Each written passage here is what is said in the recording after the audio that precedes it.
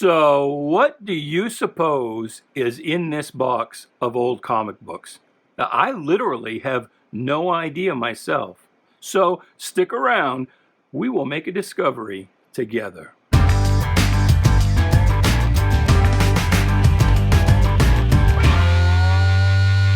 Hey there, Bobby! Welcome to Shanghai. My name is Duke, and this is an unboxing video. So right up front, once again, you've heard me say this on this channel before, but these are not my own books. I am about to sit down and start grading a box of books for work.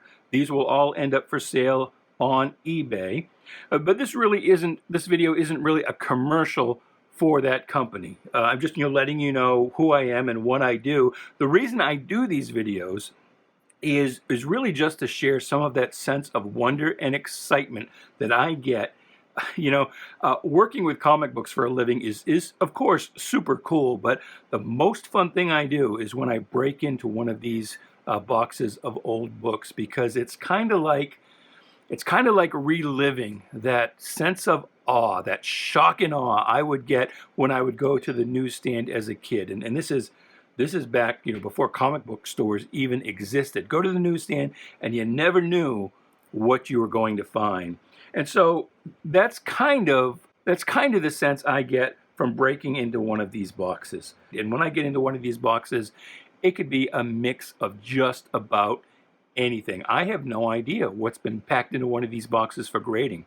Now, I do know some rough parameters. If you have watched the Sell My Comic Books channel here on YouTube, you've seen my boss, Sean, and one of my co-workers, also named Sean.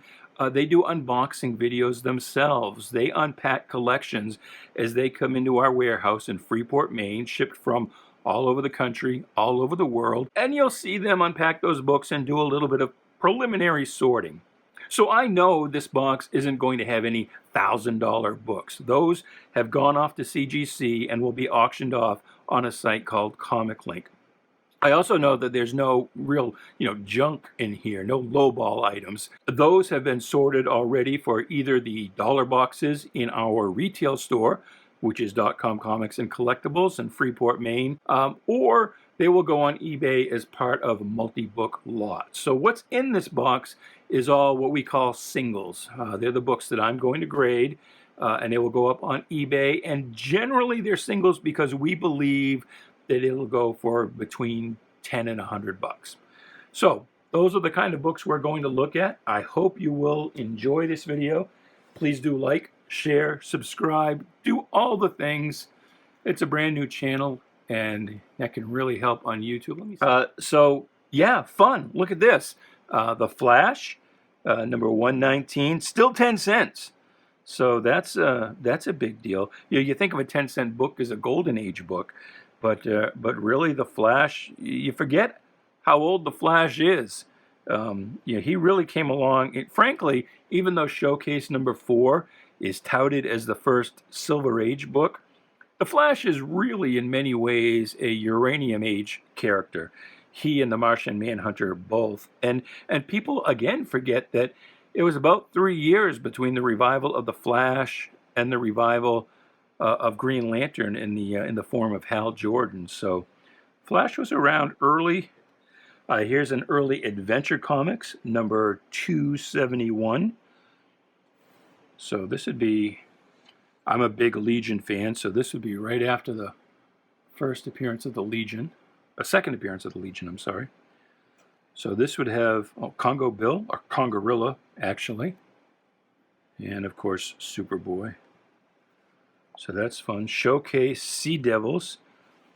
Now I must confess, I don't know off the top of my head what the first appearance in Showcase was of the Sea Devils, or even if they first appeared in Brave and the Bold. I think it was Showcase, but I couldn't tell you the issue number right off the top of my head. But this is a cool example of the gray tone wash covers that were kind of a thing during this period. Here is some Bizarro action in Action Comics number 254.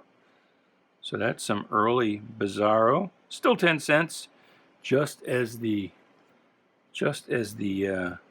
Silver Age, the whole mythos of Superman was starting to explode. My Greatest Adventure, and that was, that's kind of a goofy title. That I don't know.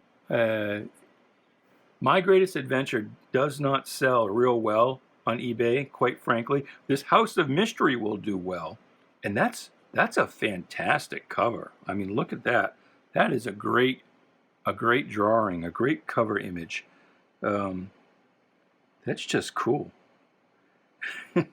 But anyway, My Greatest Adventures, those, until you get to the Doom Patrol, those really don't go for that well at all. World's Finest Comics, this is number 118. Here's another Superman, 141.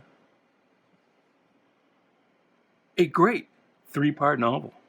You could get, back then, an entire story in one issue, in 3 parts no less. Now you can't get a single story in 3 monthly issues.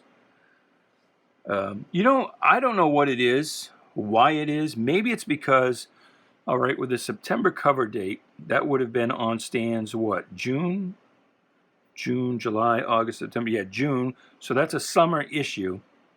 But this particular issue, I see a lot. Like every collection that's got World's Finest books in it seems to have this particular book. And I think that's just because, I mean, these days we are used to comic book sales typically just, you know, there's a steady erosion. You know, a book is doing well if it loses 2% each month. But back in this era, there were seasonal spikes. You know, books would sell a lot in the summer, less in the winter. And as a matter of fact, a lot of the books from DC were published not monthly, but 8 times a year in order to avoid some of those harsh winter months. Anyway, for some reason, this particular issue, and I presume it's because, again, it's a summer issue and probably exists out there in greater numbers than the issue numbers surrounding it. But I see that one a lot. This one is cool. How Lilliputian is this? Superman number 102. All new story starring the world's greatest adventure character. So we haven't even really invented the word superhero yet, even though Superman's been around for quite a long time at this point. That's cool. That's some very Wayne Boring looking art there. And I hope with the lighting you can see that. I'm going to have to invest in some kind of lighting system so I can film in the evening. Is that cool? Carving into the moon.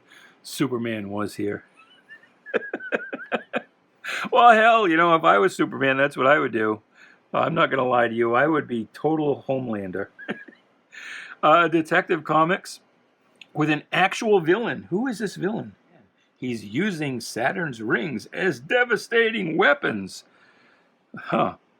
Well, that's a character who's ripe for revival. Aquaman in Detective Comics. I don't typically think of Aquaman as a detective.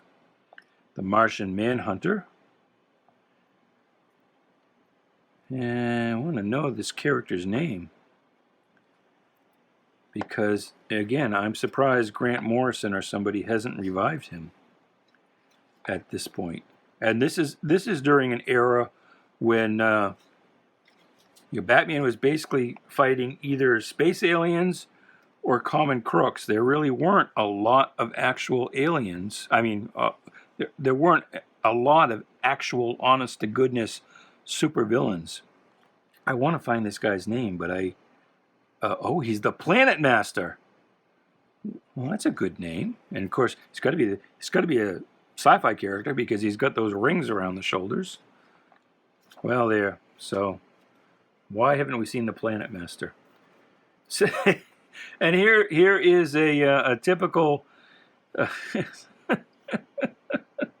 I'm sorry, it just cracks me up. A typical monster aliens, cover of this era. Can you imagine seeing a cover like this on a Batman book today? It's funny. Yeah, the Negative Batman. So that's Tom King's Batman, is the Negative Batman. Sorry. No, that was kind of a dick thing to say. I'm sorry, Tom. Mystery of the Man-Beast. He looks quite startled. He looks very Brandon. No, not Brandon Routh. What the heck is his name? He's Robot Man now. I forgot the actor's name. Didn't he play the Encino Man, some revived caveman character? What is that movie? Leave a comment down below and let me know what that movie is. Let me know the actor's name too. I forgot. Well, this is cool. See, and this is why I say you never know what's going to be in one of these boxes. What has been sorted in from, you know, all kinds of collections coming in from all over the world. This is Pep Comics. Unfortunately, some little vandal outlined or inlined the Pep in pencil, but an old Archie comic, 155. What years? And that looks that's a Silver Age revival of Catwoman right there. That is actually Catwoman's first Silver Age appearance. Did you know that? I have to be careful. Somebody will say that. Oh yeah, I saw it on the internet. 1962. So it's not that old. I mean, comparatively, all things considered. And let's break into the next handful here. And it looks like we're gonna get a little newer here. So there's the death of Robin. And I voted to kill his ass. I liked Jason Todd when he was first introduced pre-Crisis. But when they turned him into a punk-ass street thug after the Crisis, I didn't really have a lot of use for Jason Todd. And so when they had the phone poll, the infamous phone poll, I did indeed vote to kill his ass. So you have me to blame. This is a Todd McFarlane Spider-Man, and those do well. Spider-Man sells well as a single right up until around 212. You know, up until around issue, let's say 140, 150, you can sell for decent money. I'm talking, you know, $10 or more on average, an issue of Spider-Man in almost any condition. From about 140 to 212, they need to be in, you know, kind of higher condition, 665, 7s really. After 212, it kind of falls off a cliff until you get to the McFarlane Spider-Mans, and those do well. I mean, that, even though, you know, even in the bag here and in the lighting I'm working with, I can, for this video, I can see that that's, you know, kind of be about mid-grade, but that'll still go for $15, I bet, at least. X-Men 123 Arcade, I loved that issue, that particular issue when I was a kid. This whole run right in here of X-Men, and this is really, frankly, before the X-Men really took off. It was still a bi-monthly title at this point with the new X-Men. But it was only around issue 132 or so when they became super hot. But at this point, they're still kind of flying under the radar a little bit. Here in the 120s, 126. These are, well, here's the difference. Do you know the difference between those two issues? Hopefully you can see all of them both. Now, that price tag is actually up here. That's actually on the bag, not on the book. But this is a direct sales book. This went to comic book shops, and this one was a newsstand book. And we are starting to see some differentiation in price between newsstand and direct sales books, especially as you get, you know, closer and closer to present day when there were fewer and fewer newsstand sales. But probably by the early 90s, I think it's been estimated that less than 15-20% of all comic book sales were from the newsstand. So even at this point, and these books would be around 1979, well, at this point, newsstand is still far and away outselling direct sales. So this would be the rarer book, you know, if we had two of the same issue. But as you get into mid-80s and certainly by the early 90s, the newsstand book is the much rarer edition. And for a long time, as far as prices were concerned, there was zero difference. But we are starting to see some differentiation between the newsstand copies and the, going back here again, the direct sales. So, what is this? This is a Daredevil. Not a Daredevil. What the hell am I saying? Dazzler. First Dazzler. It says near mint, but I can, even without cracking it out of the bag, I can tell that's not near mint. Maybe it was near mint when they put it in the bag, but it's not now. So here's the big issue. And these are really the two big issues. These are the ones that really helped the X-Men take off. When Wolverine went into that first berserker rage, fans sat up and took notice. But it was here with the Hellfire Club. The old Eagle Award had already recognized the title, and soon everyone else would. But early on, Wolverine, there were people who actually wrote in and said, Wolverine doesn't fit. He doesn't belong. You should get rid of Wolverine. It was right about that issue when it came to be that this one just says less than near mint. Well, yeah, I can tell you it's less than near mint. But there's the Death of Phoenix. I've always agreed with Jim Shooter. I know Chris Claremont and John Byrne feel differently, but I believe Jean Grey had to die for what she had done. These books are not in order because now we're going backwards. I think as a kid, this may have been my first X-Men.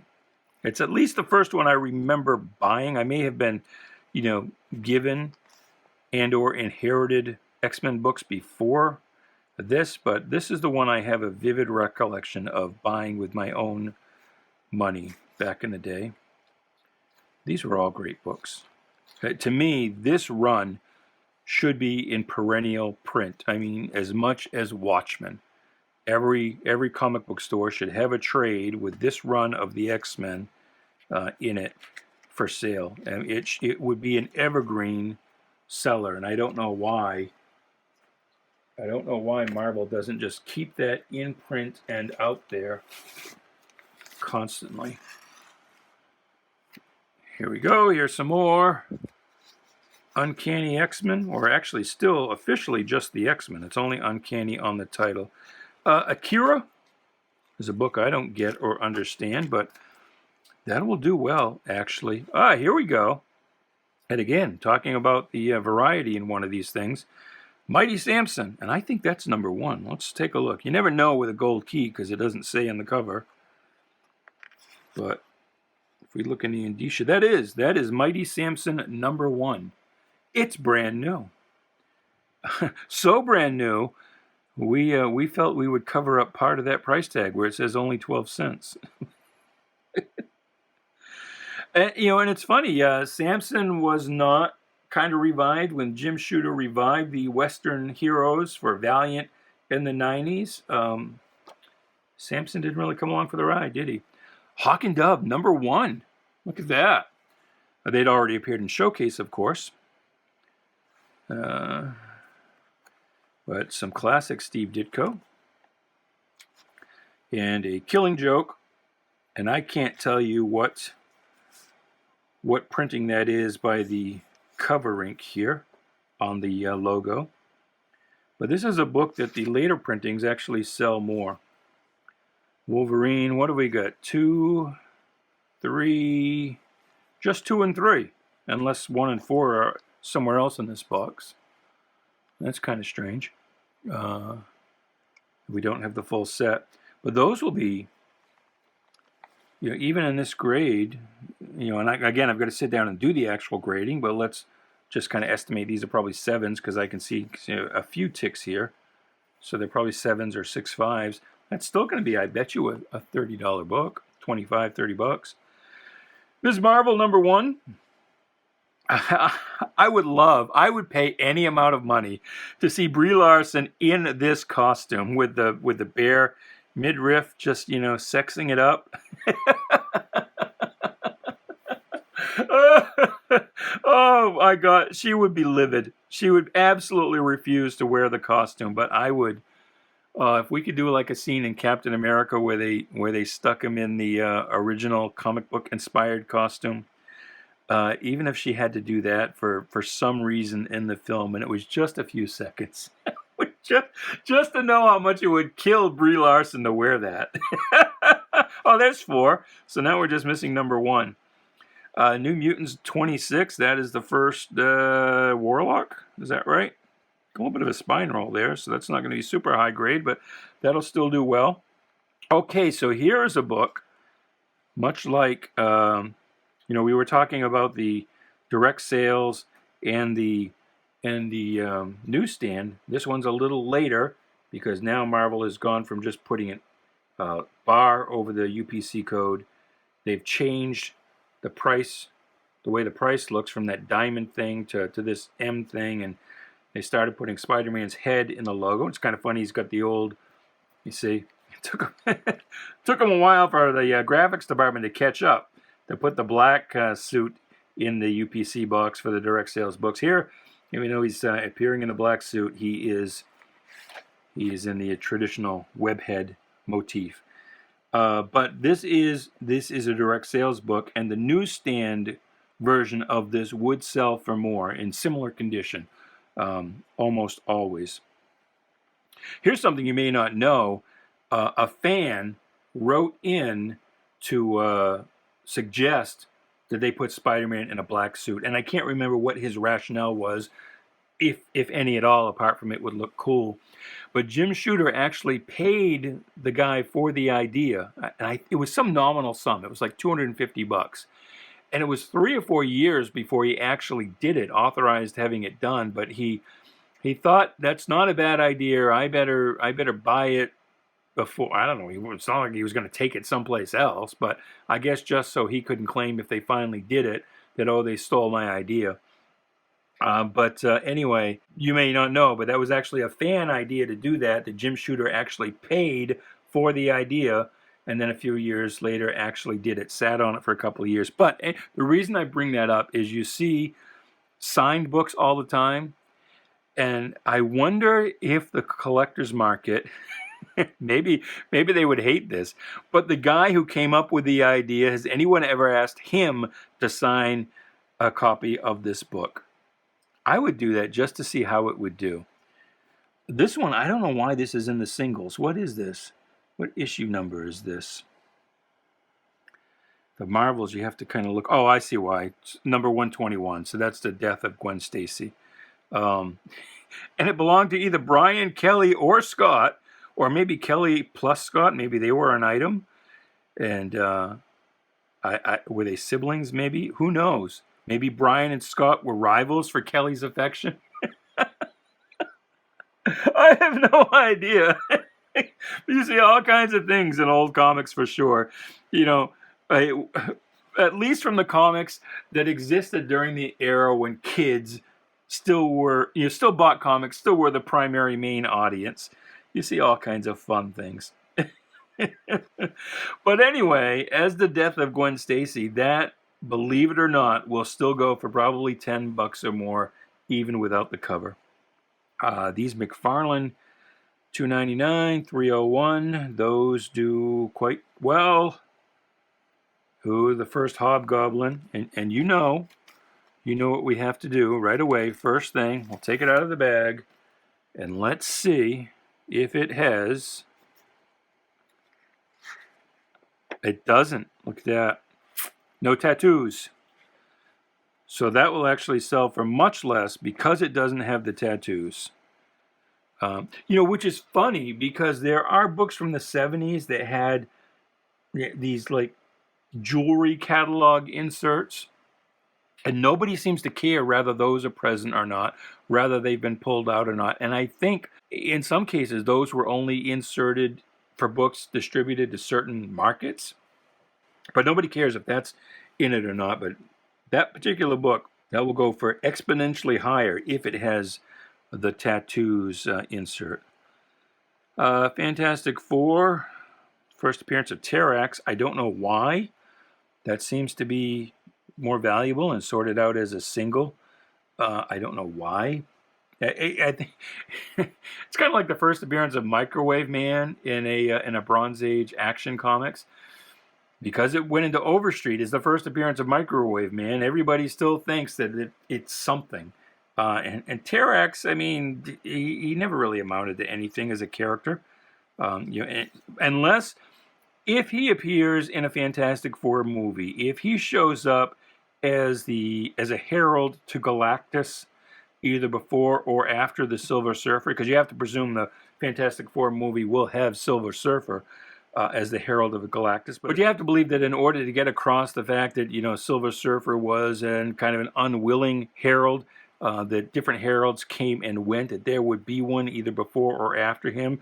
So this book will take off to the stratosphere if Terex appears in the movie. But right now, it's one of those things that does go for nominally more than the issues around it for kind of no particular reason. So here we have some X-Men. 100, 98, 95, so Thunderbird buys the farm. This is, I think that's the first Alpha flight. Chaos in Canada. And I can't, whoever put this in the bag thought it was near mint. I can tell you, even before I take it out of the bag, that's not going to be near mint. Oh, and here we've got an older Spidey. And this is in kind of rough shape. But as I said, a Silver Age Spidey will sell for decent money in almost any condition. And you can see here the spine's a little, well, I guess if I get it on camera, you can see it. The spine is beat up a little bit. But that'll go for decent money. Spidey's where it's at. All right, let's break into some more Spideys. And this is 122, so Gwen is dead here. Boy, this one's kind of rough. This is kind of rough, but we get to see her corpse. Dead. Oh, this one has the cover, but it's still Brian, Kelly, and Scott they all claim ownership in this book. See, now if it were me, I would sell this and that coverless one as a lot. I bet they would do well as a lot together. Marvel Superheroes Secret Wars. You sometimes see that listed as the first black suit, and it's chronologically the first, but this issue came out way after that. Amazing Spider-Man 252. That's a hot book. It's always been a hot book, but now with the Black Widow movie on the horizon, it's super hot. And he actually appears first in 195 in kind of a cameo at the end. But that's his first full appearance. Here is Professor Hulk. And that one did not take off as much as you might have thought from the Avengers Endgame movie, which features the Professor Hulk version of the Hulk. And maybe if they called him Professor Hulk in the movie. So it got a little bit of a bump, but not a huge one. This is Marvel Team Up 141. So that is tied with an issue of Spectacular Spider-Man as the second appearance of the black suit. First appeared in Amazing Spider-Man 252, and then like the next week, this issue and the Spectacular Spider-Man issue both came out the same week. Punisher, first issue of his regular series. And that's not really that hot, and Punisher books really don't sell for a lot other than the first issue and the original Mike Zeck miniseries. That does super well. Here we have, I thought we were going to have both, but we've got just one of the Days of Future Past, that iconic cover. Here is Sandman. What is this? Is this number 1? I'm having a little trouble seeing the red ink. Boom, boom. I'm going to hold it over here in the light. Off camera it is. That's number 1. Are there 2 books in there? Nope, just the one. So, Sandman number 1. And that's a pretty decent book, even though that really got traded up. Lots of trades of that exist out there, but people still want that original issue.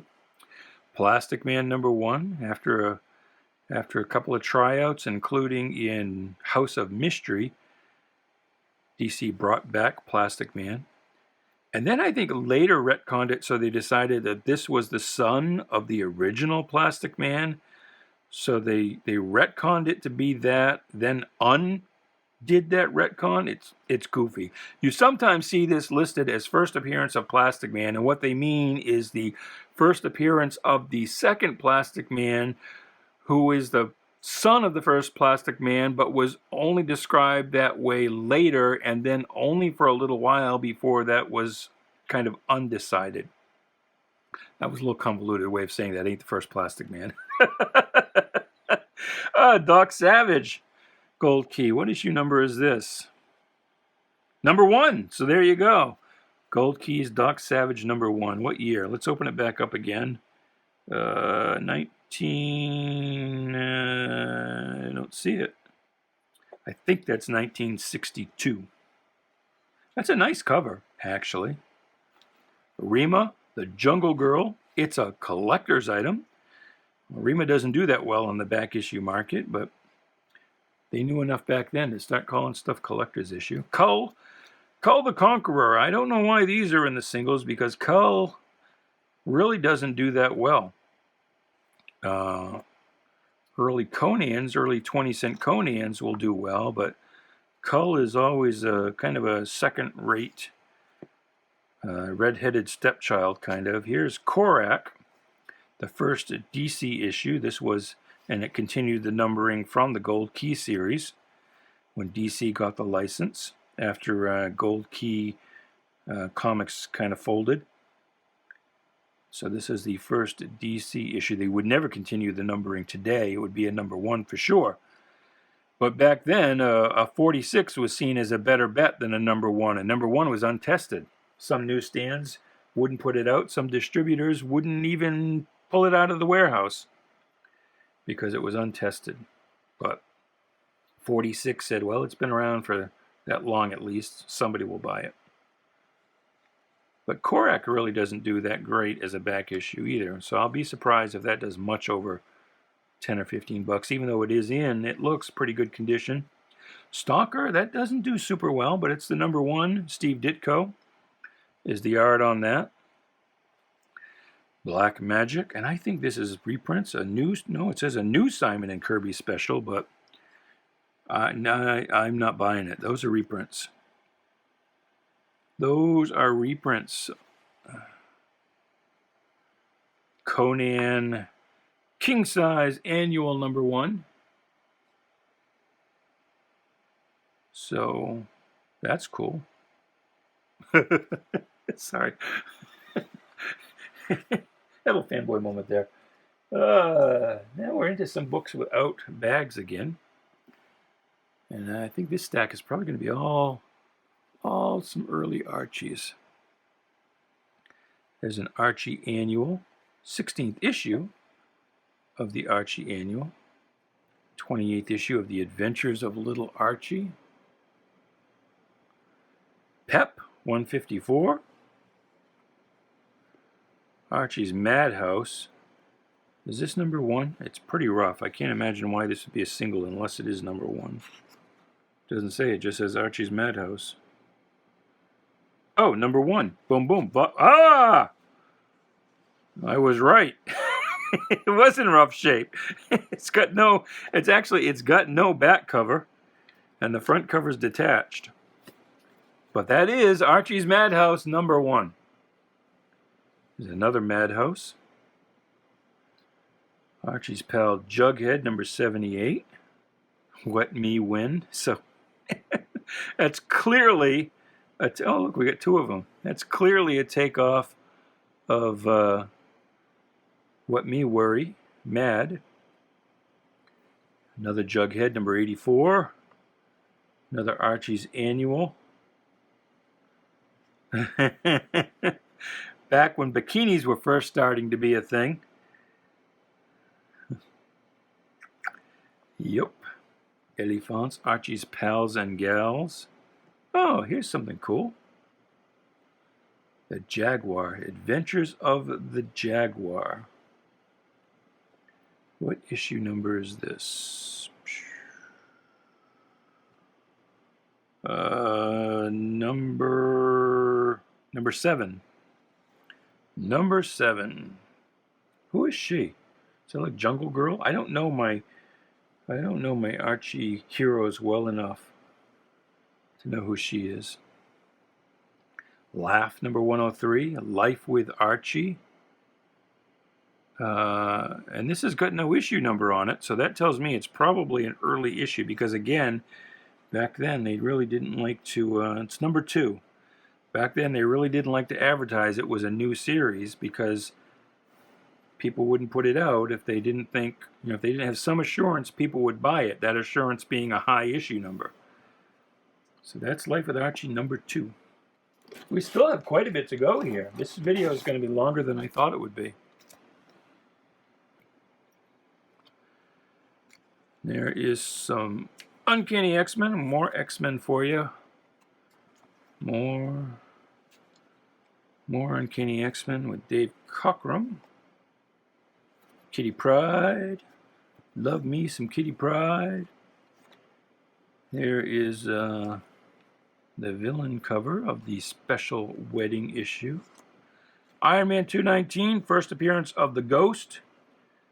That was a moderate book that rocketed up when Ghost appeared in the Ant-Man movie, and has surprisingly stayed high, considering that Ghost was a different character that really only shared power and name. Here you go, first appearance of the Thunderbolts, if you care. Oh, now this book I did see in an unboxing video that Sean and Sean did. I remember seeing that one because I was running the camera at the time. So I joked it is the first team-up of Superman, Superboy, and Super Baby. I have no idea. I mean, obviously it's one of those quote-unquote imaginary stories. And here's Clark Kent fighting Superman, which was a fairly common trope at one time. Every 4 or 5 issues, that would be a fight. Spider-Man again. Here's another Secret Wars. There are 2 books in there. There are 2 books in there, and the other one is the first, actually second appearance of the New Warriors. Here is Avengers Annual 10 with the first appearance of Rogue, so that's a big book. I think it's only the 3rd appearance of Mystique, and that is Rogue's first appearance. Here is Gambit's first appearance, X-Men 266, Infinity Gauntlet, and X-Men 221, and that's the first appearance of Mr. Sinister. Which again is, it's a case of why does that particular book remain high in the marketplace? Mr. Sinister was, a thing for only like a hot second. Hasn't been around since. You wonder why that is still such a hot book. 122. So that's a book we saw a minute ago, and I bet you that this one was not owned by Brian, Kelly, and Scott. And this is the first John Romita issue of Amazing Spider-Man after Steve Ditko quit. And you can see he's still kind of, you can see in the hands here, he's still kind of aping Ditko a little bit to kind of smooth over that transition. But there you go. The iconic cover, which I don't actually myself personally think is that great a cover, because for one thing, I can't, his hand wouldn't work that way, I don't think. But I don't know. People go nuts for that cover. Here's the Spider-Man, Silver Surfer with Spider-Man. So that was clue number 1, that Silver Surfer wasn't selling that well. I needed to get Spidey in there to goose the sales. Oh, I loved this era, the Marshall Rogers, Steve Englehart era of Batman's Detective Comics. And this is, of course, the famous Jokerfish story. I turned it over because it felt thick, like there might be another one in there. Here's another Professor Hulk, and this one is the newsstand edition. So in theory, $1, so this is early 90s. In theory, that would probably sell well, better than the, not well or better. I mean, they'll both move. But that will probably draw a higher price than the earlier one we saw, which I believe was a direct sales one. Punisher, it's a fairly early appearance of the Punisher. Kind of a weird pose for Captain America there. I don't know how long he could hold that pose, but 8 Ball. Look at that. What issue number is that? Is that number 1? No, it's number 16. Why is 8-ball number 16 a thing? I don't know. I don't know, but it's a giant sperm cover, so that's a thing. This issue of X-Men is pretty beat up. Huh. Oh, look at this.